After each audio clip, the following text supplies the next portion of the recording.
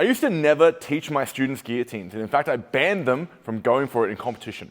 The reason being, when I first learned guillotine, I learned various forms of guillotine. I just didn't feel that they were that consistent. I would see people go for them in the gym or in competition, and even in high profile events like in UFC, people go for the guillotine, they give up top position to go for the neck, and they'll lose it, and then they're in bottom position, chest to chest, and they're gonna get smoked. So I used to literally hate this move until I learned this crazy detail from one of Lachlan Giles' black belts. He went to train in New York City, came back and showed me this amazing detail he picked up from Danaher, and now it's completely reshaped my guillotine, and now my guys are allowed to use them. When people go for the neck on me in a guillotine, I used to never really have to worry about it. Okay, there's a lot of really good guillotine defenses that I found work super duper well.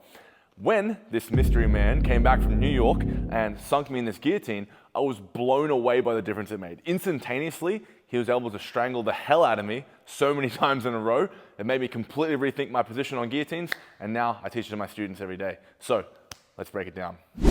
So the way I used to do guillotines would just be kind of similar to how most people learn it initially, which is just kind of like lock your hands around the neck, sit back, cast your leg over. And it's not that this can't work, it can. There's definitely ways to make this work effectively, but you kind of spend a lot of gas trying to squeeze with your arms, and then a lot of time the head will poke out, and now you're in chest to chest. And if I've gone for this as a reaction to him shooting for a takedown, for example, I could have sprawled, but now I'm chest to chest, approaching getting my guard past, it's about to suck really bad.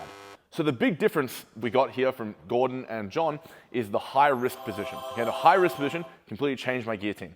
So when we're here, what we want to think about doing is taking the wrist all the way up into the crook of my partner's neck. And there's a few tricks here to accomplish this. So what I want to do, when I'm on my guillotine, I'm going to look to shelve his arm up on my hip. So a good way to think about getting this position in the first place is to kind of give your partner a little bit of a piece of candy. So when he's trying to reach for a single leg here, when I step up, now his shoulder is very open, and there's lots of room here for me to start to shoot my hand around his neck. Okay, from here, I'm going to take my ear over the far shoulder and sink this hand as high up I can, and so I can set my hand right up over his collarbone.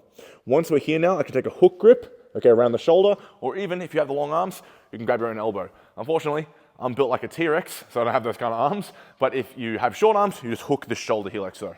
So I'm going to go ear over the far shoulder, high hand position, hook the shoulder. I'm going to sit in and drag everything back. From here now, even without my legs engaging, I just think about cinching the strangle, and he's done already.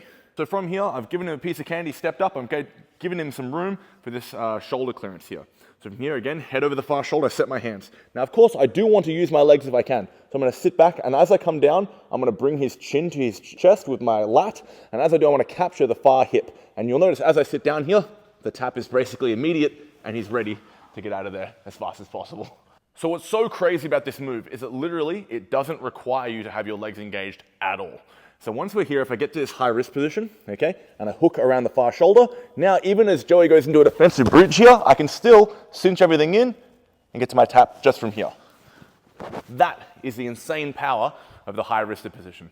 Now we're gonna look at a great trick I've been playing with lately that I got from Gordon to help you get to this hand position, okay? So I trained with Gordon recently and had a bunch of amazing secrets on guillotine.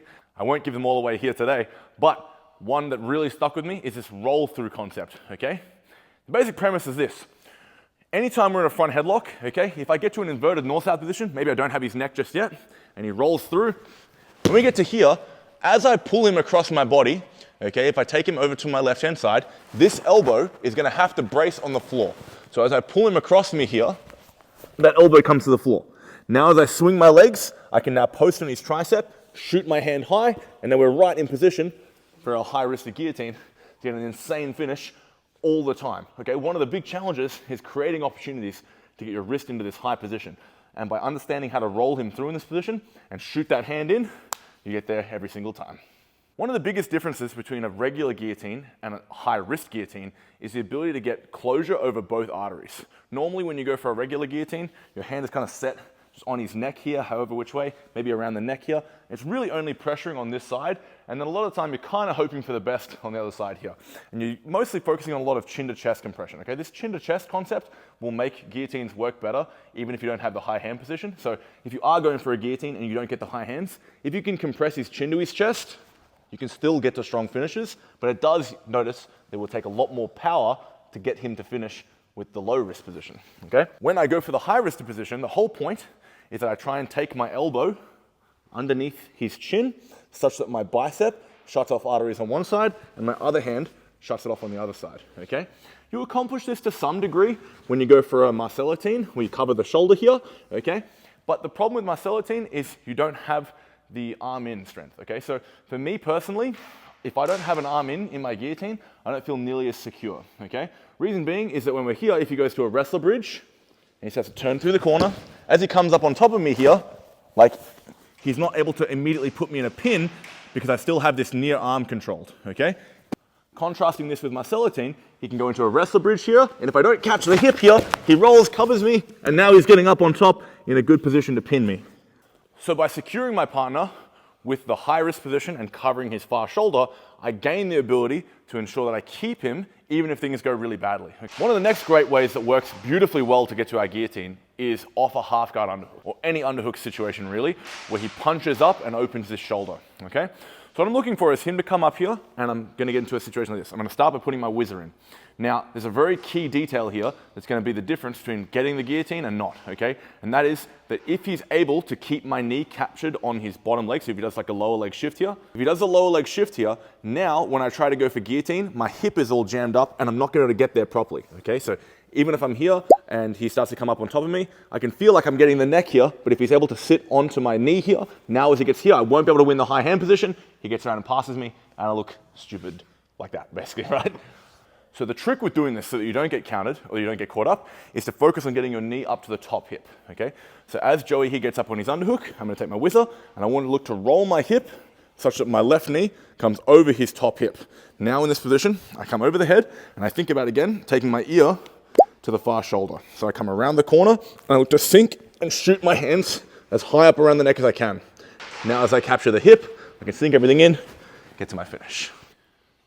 I was thinking another important point to get across is that literally, to demonstrate the strength of this high hand position, you should understand that literally you don't need to lock your hands for this position at all.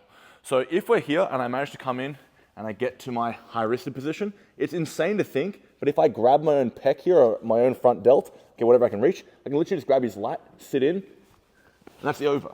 It's literally done. He's tapping before I'm hitting the floor.